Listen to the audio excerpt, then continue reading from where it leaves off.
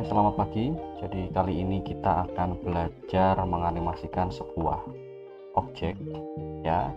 Dalam hal ini objek yang akan kita animasikan adalah kotak. Nah, kotak ini nanti kita ibaratkan sebagai manusia yang mana nanti animasinya itu gerakannya adalah animasi manusia yang melompat. Tapi dalam hal ini kita menggunakan model ganti, yakni kotak dulu. Nah, untuk itu kita bisa langsung mulai saja. Pertama kita buka Adobe Animate dulu, Adobe Animate versi apapun boleh. Kemudian kita klik file, kemudian new.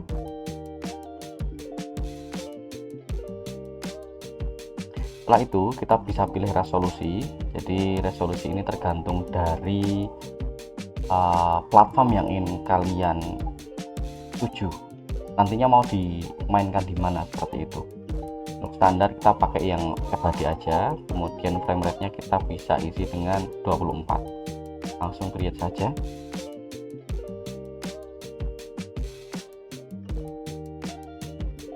Oke, selanjutnya kita perlu menyiapkan dulu dokumennya di sini. Jadi kita perlu menyiapkan alat-alatnya dan sebagainya. Untuk menyamakan persepsi agar tampilannya sama semua, kita bisa reset workspace-nya ini menjadi ke mode esensial. Caranya klik window, kemudian pilih yang workspace, selanjutnya pilih yang esensial. Nah, nanti kita bisa menemukan tampilan yang sama antara tampilan saya dan tampilan anak-anak sekalian. Nah, di sini ada beberapa tools yang akan kita gunakan. Jadi kita akan menggunakan rectangle untuk membuat objeknya. Kemudian kita juga akan memanfaatkan fill tool, atau mungkin nanti kita juga akan mengisi color and style-nya di bagian properti sini. Selanjutnya, ketika menganimasikan kita akan lebih banyak menggunakan timeline di sini. Nah, untuk itu kita langsung saja. Pertama kita akan buat alas dulu. Jadi di layer 1 ini kita akan buat alas seperti ini. Nah, untuk alas kita bisa menggunakan rectangle tool. Untuk fill-nya saya akan pilih warna orange misalkan ya. Stroke-nya saya buat hitam. Selanjutnya akan saya buat drag aja seperti ini. Nah, keluar dari stage ini nggak apa-apa ya, jadi nanti tetap yang akan kelihatan yang ada di stage saja.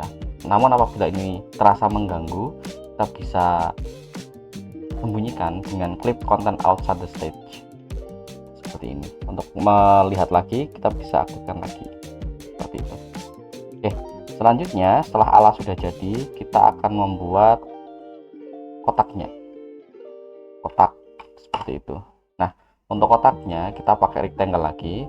Untuk fill-nya saya pilih warna biru muda. Nah, seperti ini. Untuk stroke-nya mungkin saya kasih warna biru tua saja. Nah, untuk kotaknya kita bisa pilih di frame 1 dulu. Langsung kita menggunakan rectangle tool. Lanjutkan dengan menekan tombol shift, kemudian klik. Nah, fungsi tombol shift di sini itu untuk memastikan bahwasanya kotak yang kalian buat itu tetap proporsional ya. Jadi mulai dari panjang dan lebarnya itu sama. Misalkan kalian membuat kotak tanpa menekan tombol shift, nanti bisa menjadi tidak proporsional seperti ini. Jika kalian menggunakan tombol shift, dia akan tetap proporsional seperti itu. Oke, jadi di sini sudah ada dua objek, yang pertama alas, yang kedua kotak. Untuk alasnya akan saya lock dulu biar nanti tidak bisa saya seleksi seperti itu. Oke, kemudian jadi saya fokus untuk menggerakkan yang kotak saja. Selanjutnya, apabila kita perhatikan di sini kotak ada di frame nomor 1 ya. Nah, saya akan membuat keyframe lagi, yang mana keyframe itu nanti ada di frame 40 dan objeknya kita akan geser ke bagian yang sebelah kanan ya. Untuk itu kita klik di layar kotak, kemudian klik di frame 40, klik kanan, insert keyframe. Di sini kita bisa geser menggunakan selection tool, kemudian diklik, shift, tahan, seperti ini. Nah, apabila kita perhatikan di sini alasnya sudah tidak muncul lagi. Kenapa? Karena apabila kita perhatikan di sini alas itu hanya tersedia di frame 1. Sementara di frame 2, 3, 4 dan seterusnya itu tidak ada. Maka dari itu kita bisa menggeser frame alas ini di frame 1, kita geser ke frame 40. Klik, tarik, geser seperti ini. Jadi di frame 1 sampai frame 40, sorry, saya ulang lagi, saya geser, mungkin akan saya klik kanan di frame 40 di layar alas, kemudian klik di frame, nah, ini juga boleh. Nah, jadi di frame 1 dan frame 40 panjang frame itu sudah ada alasnya. Oke, selanjutnya di sini saya sudah punya 2 keyframe ya. Keyframe awal ada di sebelah kiri, keyframe akhir ada di sebelah kanan. Nah, untuk itu saya memerlukan sebuah breakdown. Nah, breakdownnya di sini akan saya tempatkan di frame 25. Maka dari itu untuk layar kotak saya klik, kemudian saya pilih di klik layar 25, kemudian diklik kanan, insert keyframe. Nah, di sini akan saya gunakan sebagai breakdown. Nah, breakdown di sini sebenarnya macam-macam. Apakah breakdownnya ini mau kalian buat lurus saja, atau mungkin menggelinding, atau mungkin dibuat agak smearing, berlari atau cepat, seperti itu juga bisa. Tapi seperti yang saya sampaikan tadi di awal, kita akan membuat perumpamaan orang yang melompat. Jadi apabila melompat berarti breakdownnya harus kita geser ke bagian atas sini. Nah, untuk itu saya klik di frame 25, kemudian ini akan otomatis terseleksi. Posisi kursor masih di selection tool, kemudian akan saya geser ke atas seperti ini. Nah, jadi kita sudah punya keyframe 1, frame 2 dan breakdown seperti itu. Selanjutnya saya akan menambahkan antisipasi untuk frame awal ini. Jadi posisinya ketika kita mau membuat gerakan orang yang melompat pasti ada ancang-ancangnya dulu. Nah, untuk ancang-ancangnya saya akan buat di frame 5 terlebih dahulu. Saya klik kanan di frame 5, kemudian klik kanan, insert keyframe.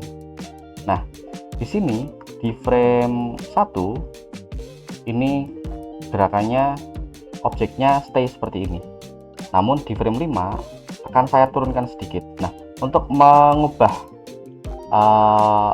bentuk dari objek, kita bisa menggunakan free transform tool. Nah, kita seleksi frame 5, kemudian kita pilih tool free transform tool, klik. Kemudian apabila kita perhatikan di sini ada yang namanya pivot point yang ditunjukkan dengan titik putih. Nah, pivot point ini bisa kita pindahkan kemana-mana. Jadi di sini dia berfungsi sebagai titik tumpu ketika ada perubahan apapun, seperti itu. Contoh, saya letakkan titik tumpunya ada di atas, kemudian akan saya drag atau geser ini. Nah, yang jadi titik tumpu di atas ini. Maka dari itu, ini karena saya mau membuat ancang-ancang, maka titik tumpunya saya pindahkan ke bawah. Klik. Nah, kemudian saya akan tarik sedikit seperti ini. Nah, agar proporsinya tidak berubah, saya akan perlebar juga sedikit. Nah, seperti ini. Nah, di sini kita juga sudah belajar yang namanya squash and stretch, seperti itu. Nah, kemudian di frame 10, di frame 8, 7, ini pada 8 ya, 8 aja. 8, kita akan tambahkan keyframe lagi, klik. Nah, di sini bentuk objeknya atau bentuk kotaknya akan kembali ke bentuk seperti semula di frame 1. Maka dari itu, agar tidak mengulang agar bentuknya tetap presisi proporsional seperti bentuk awalnya, saya akan hapus objek ini dengan menekan tombol del. Selanjutnya saya akan seleksi frame 1. Nah, ini sudah terseleksi semua. Kemudian klik kanan, copy ya. Kemudian saya klik di frame 7 yang kosong ini. Kemudian saya akan mempaste di tempat yang sama. Caranya Ctrl Shift V seperti itu. Nah, di sini kita sudah ada gerakan. Nah, normal, agak ancang-ancang, normal lagi. Kita buat ancang-ancang satu lagi di sini di frame 11 misalkan. Insert keyframe. Nah, ini ancang-ancangnya mungkin agak lebih ekstrim lagi ya. Pivot point-nya kita geser. Set. Di tengah-tengah sini kita akan buat dia agak lebih pendek lagi. Nah, di sini agak melebar sedikit seperti ini. Nah, ini mungkin akan lebih lama. Selanjutnya di frame 15 saya tekan lagi, di frame 17 mungkin. Di frame 15 ya. Saya akan tekan, kemudian insert keyframe. Oke. Di frame 15 saya sudah tambahkan keyframe ya. Kemudian ini akan saya rotate atau saya putar. Nah, jadi posisinya nanti putarannya itu dia akan miring seperti ini ya. Jadi kotaknya itu akan miring, seperti ini. Nah, untuk itu agar kotaknya bisa miring seperti itu, kita menggunakan tools yang free transform tool. Kemudian pivot point-nya kita geser ke pojok. Jadi perlu dipahami ya, penggunaan pivot point itu sangat penting. Jadi ketika kalian menganimasikan sebuah objek, pivot point itu benar-benar harus kalian pertimbangkan dulu sebelum menggerakkan objek tersebut. Nah, pivot point sudah digeser, kemudian kita rotate. Nah, untuk rotate, kita bisa arahkan kursor ke bagian pojok-pojok seperti ini ya. Nanti ketika sudah diarahkan ke pojok, dia akan muncul tanda melengkung, yang tandanya itu adalah dia bisa diputar. Oke, kita putar, geser seperti ini. Nah,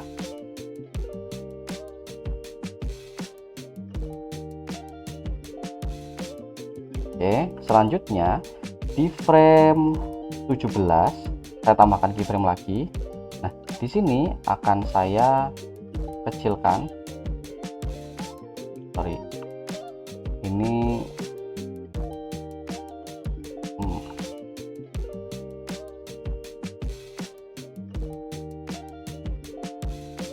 di frame 17 keyframe.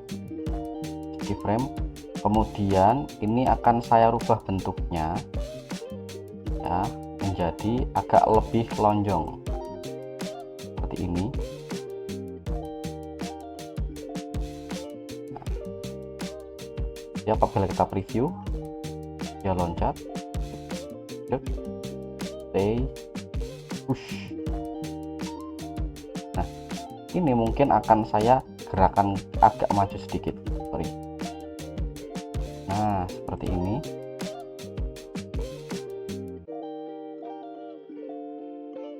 Kemudian di frame, nah, di frame 23 akan saya tambahkan keyframe lagi. Nah, ini digeser.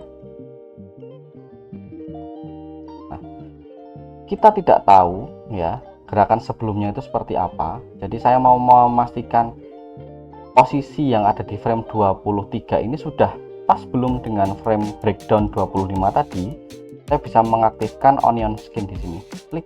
Nah, oh ternyata ini masih perlu kita geser lagi. Nah, jadi biar agak lebih realistis seperti itu. Ini juga sama. Ini mungkin akan saya geser sedikit di sini. Nah, ini ternyata bentuknya itu harus lebih panjang lagi. Jadi disesuaikan dengan objek yang ada di bawahnya tadi, yang sebelumnya tadi. Set. Ini juga harus lebih pendek lagi, lebih lebar lagi sedikit. Nah,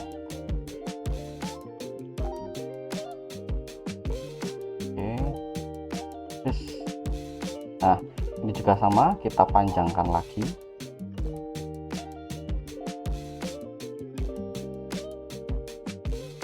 Oke. Nah, kita kecilkan sedikit.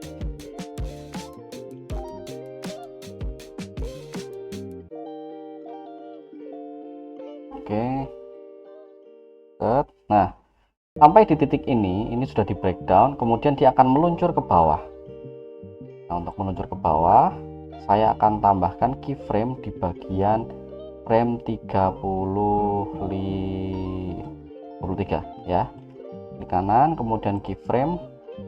Selanjutnya saya akan mengcopy ya objek yang ada di frame 23. Jadi klik kanan, copy. Nah, di sini di frame 33 saya akan hapus dulu, delete. Kemudian saya akan paste in place, Ctrl Shift V. Nah, saya geser ke sini. Kemudian akan saya rotate. Nah,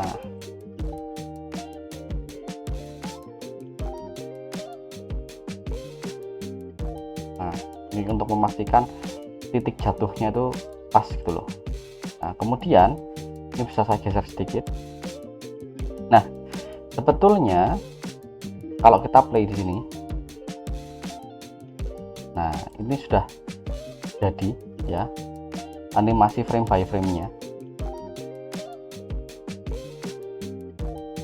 Namun untuk bagian akhirnya ini perlu kita tambahkan saat mendarat itu juga bentuknya itu tidak langsung stay atau langsung proporsional seperti itu, tapi ada memantulnya juga. Nah, maka dari itu saya akan geser ini sedikit di frame 35 misalkan ya. Nah, kemudian di frame 39 akan saya tambahkan keyframe. Nah, ini pindah lagi pivot pointnya, ini akan stay. Nah, sementara yang ini akan saya buat dia lebih merenggang seperti itu. Nah, ini akan saya tambahkan lagi, geser ke frame 45 misalkan. Ini akan saya geser di frame 40. Nah, di frame 42 saya tambahkan keyframe lagi. Nah, di sini dia akan merenggang lagi ke bawah sedikit aja, tapi seperti ini. Nah, kemudian dia stay. Oke, coba kita play.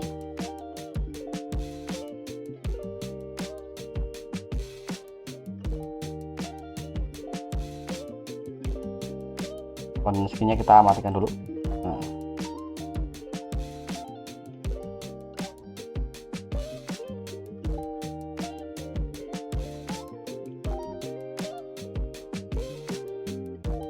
oke, jadi ini kurang lebih untuk menggerakkan kotak yang melompat ya. Jadi kita sudah punya keyframe di dua hal ini.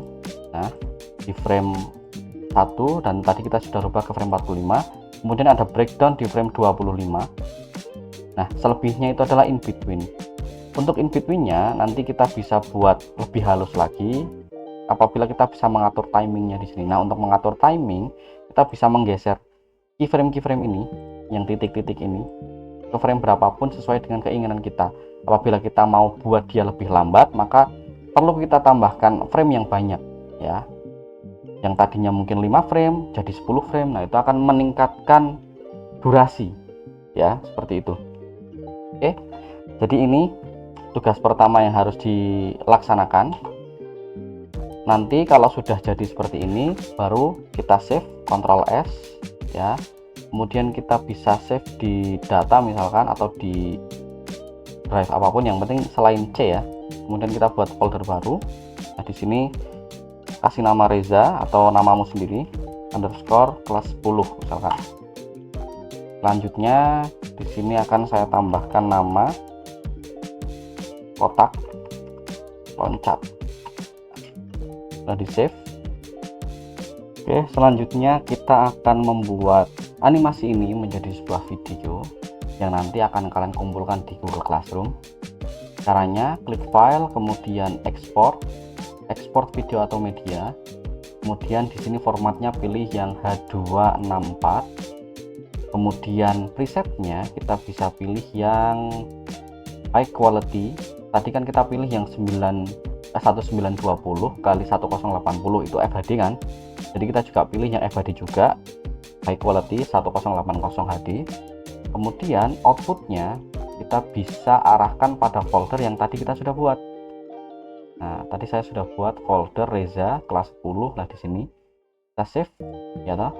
Selanjutnya ini dipastikan sudah dicentang. Start media encoder render we immediately-nya harus kita centang dulu. Kalau sudah, ekspor.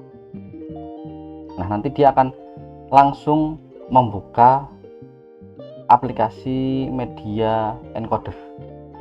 Oke, jadi ketika nanti kalian sudah mulai ekspor yang tadi ya toh, ekspor video, media, dan ekspor, nanti akan muncul di Adobe Media Encoder seperti ini.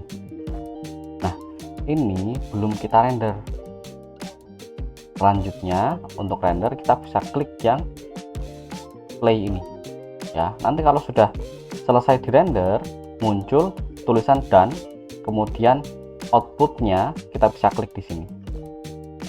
Nah, ini video ini yang nanti akan kita kirim ke Google Classroom seperti itu. Oke, jadi saya ulangi lagi. Untuk ekspornya, klik file, kemudian ekspor video atau media, kemudian kita atur sesuai dengan pengaturan ini dan klik ekspor. Tunggu sampai Adobe Media Encoder-nya selesai, terbuka, nanti akan muncul dan langsung dirender seperti itu. Nah, ini renderan yang kedua, ada underscore 1 seperti itu. Oke, seperti itu. Terima kasih.